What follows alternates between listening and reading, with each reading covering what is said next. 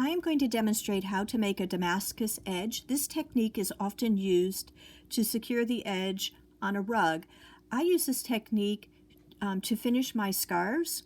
Oftentimes when I'm doing a rug, I'll take the individual strands as one, but when I finish my scarves, I take two ends to represent one thread. I'm going to start by putting a knot on the leftmost thread. And the reason I do that is I'm going to be turning the cloth over, and when I flip the cloth over for the second row, it's sometimes difficult to distinguish between the second to the last and the last thread on the left side. I'm going to work this technique from right to left, and it's basically making half hitches. So I'm going to start with the two threads on the right. The thread in my right hand will be the worker, the thread in my left hand will be inactive. And so the worker is going to make a half hitch over the inactive thread. I'm going to hold the inactive thread firm and draw the loop up to the fell. So the worker then gets dropped, and I transfer the inactive thread to my right hand to become the worker, and I pick up a new thread to be wrapped around. And I'm just making these half hitches. To make a half hitch, you go over the inactive thread, under and up through the loop, and then tighten the loop to the felt. And you want to use the same force each time you tighten the loop. So I'm going to work my way across.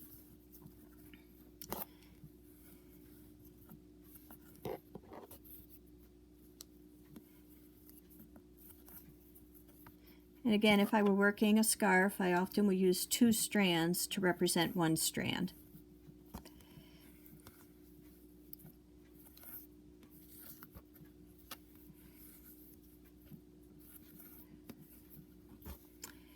If you find that you're finding it challenging to be consistent when you pull the weft through the loop, and so it looks a little messy here, I would say don't worry about it at first. Oftentimes when you do the second row, it evens out any inconsistency, and then if you do some fringe work after that, it often will just straighten everything out.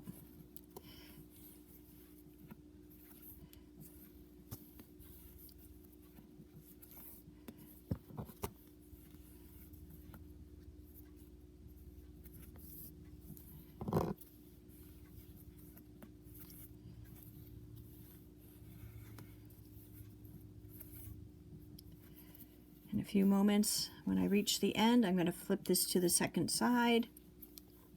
I usually like to start with the correct side of the cloth facing me, and I try to be consistent at both ends. So if I have that correct side facing me when I begin one row of Damascus and then flip it to the back side, when I do the other side of the scarf or piece of cloth, I make sure that I start with the right side up again. When you do one row of this technique, it's called a half Damascus. And if you're doing a rug, you might decide to do just one row of half Damascus. It allows the fringe to be resting on the cloth, and you might decide to channel the warp threads underneath the weft, and then maybe for about an inch, and then trim the fringe as it comes out of the cloth.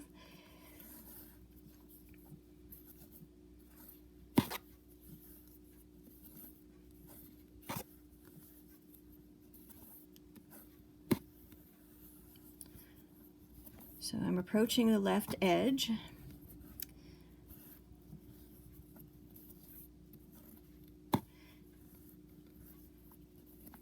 So the last thread, the one that I put the knot on, it doesn't have an inactive thread to wrap around, and that's okay.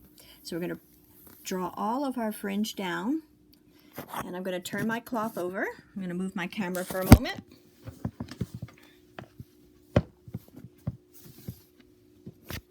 So I flip my cloth so that the back side of the cloth is facing up, and I have my fringe heading down again, and now the thread that was on the left with the knot is now on the right, and it will become my first worker.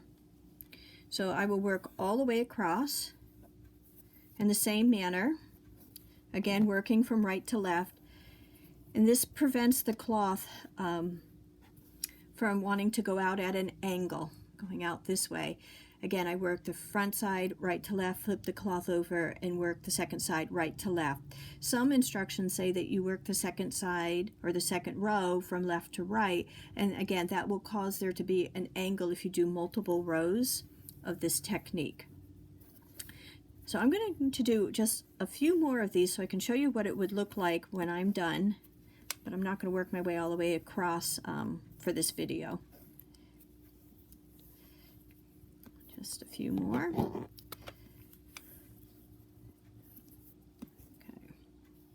So let's say I've worked all the way across.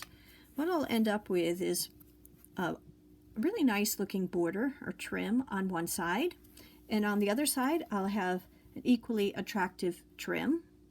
And what I will often do is do some twisted fringe or some braiding technique out from my fringe. And what I love about this technique is it looks like that fringe work that you do comes out between two really nice borders.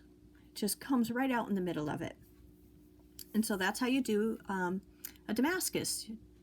Thank you.